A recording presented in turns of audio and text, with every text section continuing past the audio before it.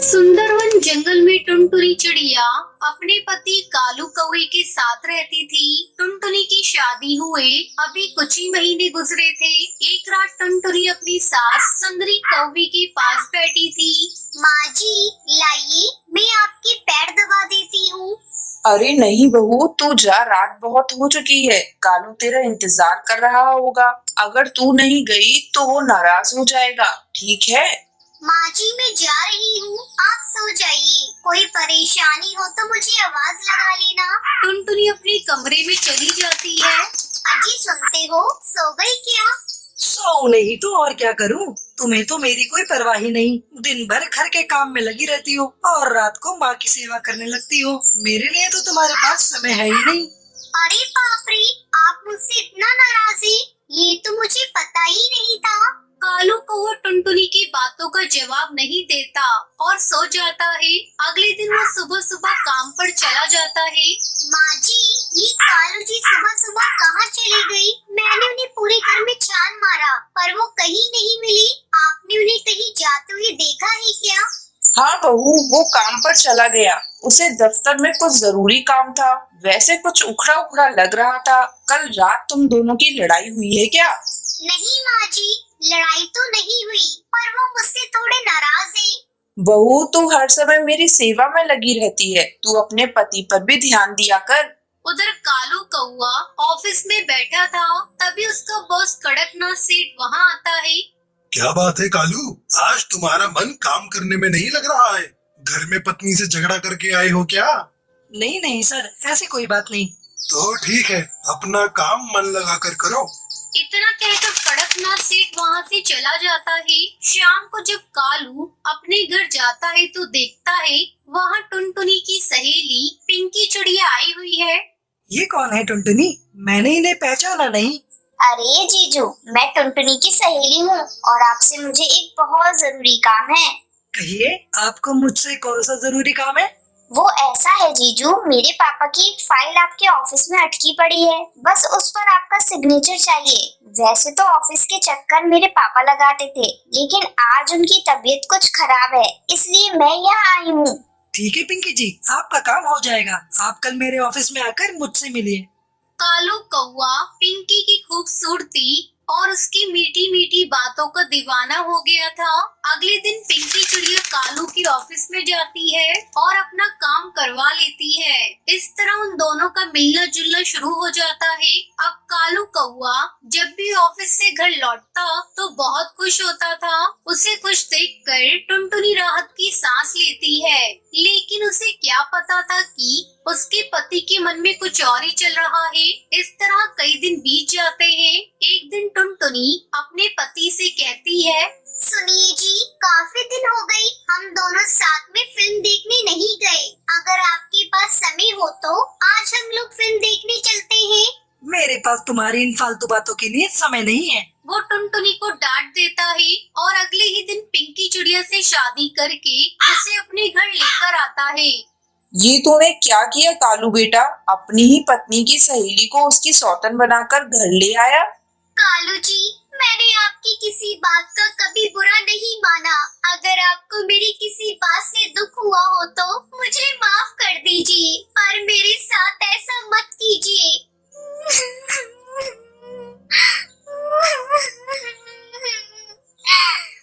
और तू तो मेरी सबसे अच्छी सहेली है ना? तुझे मेरा ही घर मिला था बर्बाद करने को।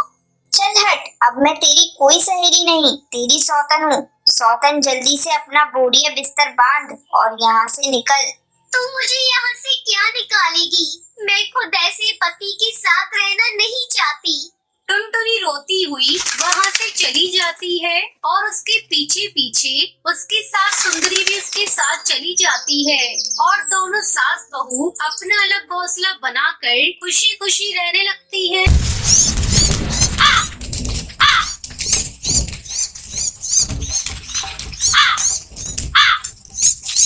सुंदरवन जंगल में टोनी नाम की एक चिड़िया अपने बेटे बंटी कबूतर और अपनी बहू टुनटुनी चिड़िया के साथ रहती थी।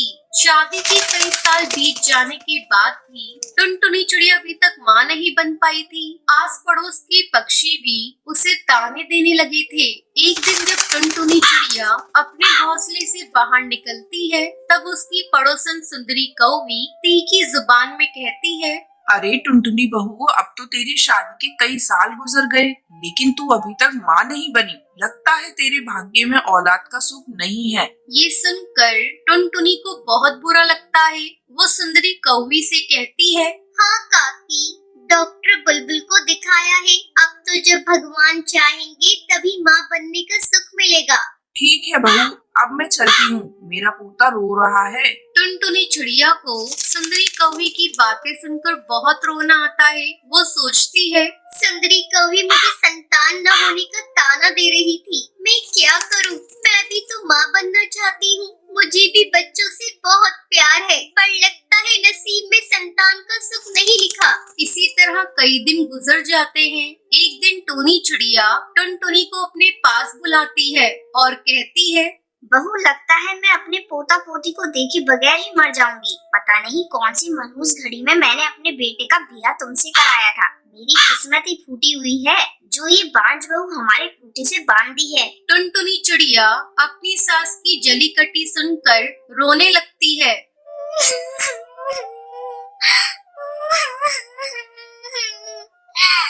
और अपने घोंसले में चली जाती है। मैं ऐसा क्या करूं जिससे इस घर को वारिस मिल जाए? क्यों ना मैं बंटी कबूतर की दूसरी शादी करा दूं। अगर मुझे बच्चा नहीं हुआ तो क्या हुआ? बंटी की दूसरी पत्नी का जो बच्चा होगा उसे ही मैं माँ का प्यार दूंगी। टुनटुनी जाकर अपनी सास को ये बात बताती है। टोनी चिड़िया तो ये बात सुनने के लिए तैयार बैठी थी। वो झट से टुनटुनी चिड़िया की बात मान लेती है और इस तरह बंटी कबूतर की दूसरी शादी हो जाती है। जब नई दुल्हन घर में आती है, तब टुनटुनी चिड़िया उससे कहती है, बहू, जल्द से जल्द तू इस घर को वारिस दे दे। अब तुझसे ही उम्मीद है। नई दुल्हन शर्मा जाती है और कुछ नहीं बोलती। इसी तरह एक महीना हंसी खुशी से गुजर जाता है और बंटी कबूतर की नई पत्नी पिंकी चिड़िया माँ बन जाती है। पूरा घर खुशियों से भर जाता है। आज टुनटुनी चिड़िया भी बहुत खुश थी।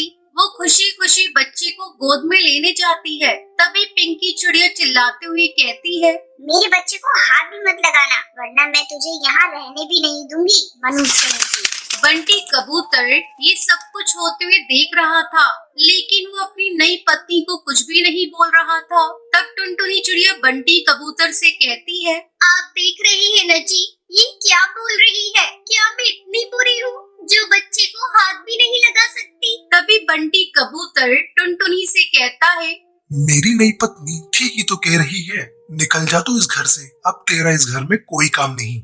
उस रात अपने पति का ये बर्ताव देखकर टुनटुनी चिड़िया बहुत ही दुखी होती है और हमेशा हमेशा के लिए बंटी कबूतर को छोड़कर जाने की सोचती है।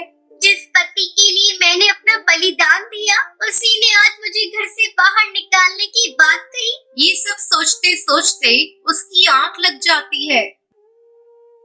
ध्यान से तेल छिड़कना, कहीं उठ ना जाए। अगर इसकी आंख खुल गई तो शोर मचा देगी। आप चिंता मत करो, मैं उसका लालटेन नीचे गिरा दूंगा। सब सोचेंगे लालटेन से आग लगी है, हम पर किसी को शक नहीं होगा। टुनटुनी गहरी नींद में सो रही थी। बंटी पूरे घोंसले में तेल छिड़क देता है